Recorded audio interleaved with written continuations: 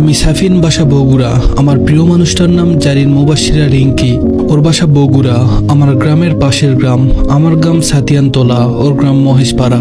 দুইজনই সেম বয়সের, একসাথে ক্লাস 5 থেকে পড়েছি। তখন থেকেই ভালো লাগতো। ক্লাস 8-এ গিয়ে প্রপোজ করি, ও রাজি হয়ে যায়। সেই থেকেই চলে আমাদের রিলেশন। এরপর পরীক্ষা দিলাম, দুজনের রেজাল্টই ভালো হলো। আমাদের সম্পর্ক চলতেই থাকলো।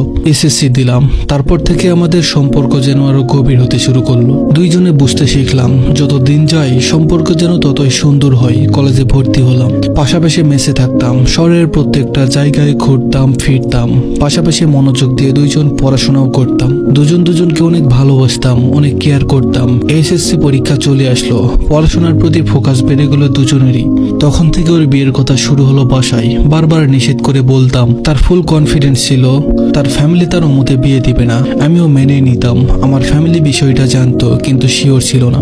আমাদের দুইজনের ইচ্ছে ছিল যে নিজের পায়ে দাঁড়িয়ে তারপর বিয়ে করব। কত কমিটমেন্ট, একসাথে কত জায়গায় যাওয়া। যখন থেকে ওর বিয়ের কথা শুরু হতে লাগলো, আমি দিন দিন ভয় পেতে লাগলাম।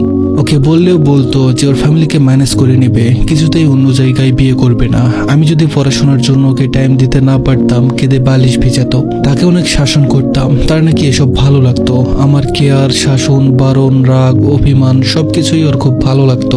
অ্যাডমিশন টাইমে কোথাও চান্স না হওয়ার পরে ওর বিয়ের ঘর দেখা শুরু হয়েছে জোরালো ভাবে। তখন সব বুঝতেই পারছিলাম, বলেছিলাম চলো বিয়ে করে রাখি। কিন্তু ওর কথা, ফ্যামিলির বিরুদ্ধে গিয়ে বিয়ে করবে না, আর ফ্যামিলির পছন্দ করা ছেলেকেও বিয়ে করবে না। বিয়ে করলে শুধু আমাকেই করবে। তো তাকে একদিন দেখতে আসলো। সে সুন্দর করে সেজে পাত্রপক্ষের সামনে গেল। ওরা পছন্দ করে গেল। সে ফ্যামিলিতে বলেছে কিনা জানি না, কিন্তু আমাকে বলতো যে সে অনেক রাগারাগি করেছে ফ্যামিলির সাথে। অথচ তার মা বলেছিল সে কিছুই বলেনি। তারাও এখান থেকে দেখতে গেল। বিয়ের সবকিছু ঠিকঠাক, আমাকে কিছুই জানায়নি।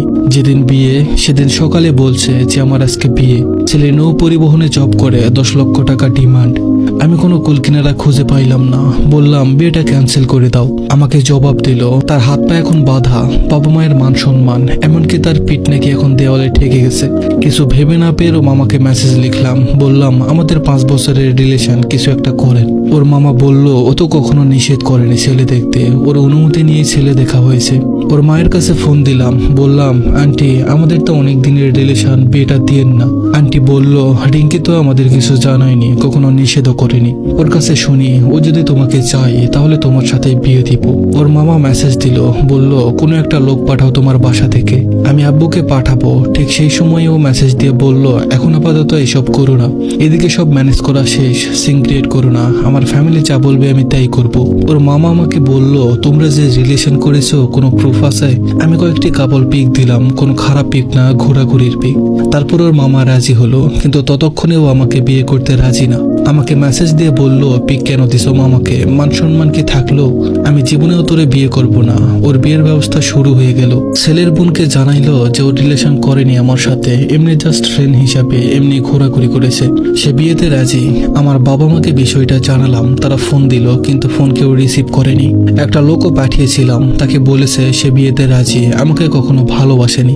এতদিন ছিল আমার পড়াশোনার ক্ষতি করার জন্য, যেন ভালো কোথাও চান্স না পাই, ভালো কিছু করতে না পারি। পরের দিন আম্মুকে দিয়ে ফোন দিলাম। আম্মু বলল মা তুমি যদি এখনো আসতে চাও আসতে পারো, আমার ছেলের কথাটা একবার ভাবো, তুমি তো নিয়মিত আমাদের বাসায় আসতা। সে জানালো যে সাফিন কেন পিক দিল মামাকে, তাই সে বিয়ে করে নিছে। অনেক কিছু করতে পারতো সে, কিন্তু তার নাকি রুচি মরে গেছে আমার প্রতি, কারণ আমি কেন তার মামাকে পিক দিতে গেলাম। আব্বু ফোন দিল, বলল মা তুমি এখনো আসো, আমরা মেনে নিব। সে জবাব দিল আপনার ছেলের কাছে আমার কিছু জিনিস আছে, সেগুলো যেন ফেরত দেয়। আর আমার বাবা 10 লক্ষ টাকা দিয়ে বিয়ে দিল আপনাদের কাছে যাওয়ার জন্য। আপনার ছেলের কি আছে, কি খাওয়াবে আমাকে? আব্বু বলল যে আমার ছেলে তো সারা জীবন বেকার থাকবে না, যতদিন কিছু না করবে আমি তোমার ভরণ পোষণের দায়িত্ব নিলাম। সে বলল এতদিন কি সে কষ্ট করবে নাকি? আব্বু কান্না করে দিল, ফোন কাটলো। তারপর আর কোনো যোগাযোগ নেই। সে আমায় সব জায়গা থেকে বিয়ের দিন সকাল 11টায় ব্লক করেছে, এখনো খোলেনি। আমি তো কখনো তোমার কোনো রকম ক্ষতি চাইনি, ভালোবেসে বিয়ে করে বউ বানাতে চেয়েছিলাম। তাহলে তুমি তুমি আমার সাথে এমনটা কেন করলে? কি অপরাধ ছিল আমার? তোমার আর আমার কাপল পিকগুলো তোমার ফ্যামিলিতে দেওয়া তা তো প্রুফ ছিল শুধু, আর আমি তো দিলাম যাতে তারা বিয়েটা আটকে দেয়, তুমি যাতে সাহস করে বলতে পারো যে হ্যাঁ আমি ওই ছেলেকেই ভালোবাসি, ওকেই বিয়ে করব। কই, তুমি তো তা করলে না। তুমি ফ্যামিলির দোহাই দিয়ে আমাকে মাঝ নদীতে একা ফেলে চলে গেলে। তুমি তো জানতে আমি সাঁতার জানতাম না। আমাকে এভাবে মাঝ নদীতে ফালাইতে পারলে আমি কখনো আর তীরে ফিরতে পারবো না। জেনে বুঝে এমনটা কেন করলে? আমি এখনো তো তোমার আশায় বেঁচে আছি, তুমি ফিরবে এই আশা নিয়ে। তুমি তোমার বাবার দেওয়া 10 লক্ষ টাকা দেখলে, আমার ভালোবাসা দেখলে না। তোমার প্রতি আমার ফ্যামিলির মায়া টান ভালোবাসা দেখলে না। বড্ড আফসোস হয় তোমার জন্য। ক্ষমা করতে পারবে তো তুমি নিজেকে? সুখী হতে পারবে কখনো? এখন তো অনেক বাকি, চাইলেই তো ফিরতে পারবা। কি না করলাম, কিসের কমতি রাখলাম, সব চেষ্টাই তো করে গেলাম। মানসিক ক্ষতি যা করার তা তো করেছো। তুমি তো জানতে পড়াশোনায় আমার সবকিছু। আমি যে পড়ালেখায় মনোযোগ দিতে পারছি না।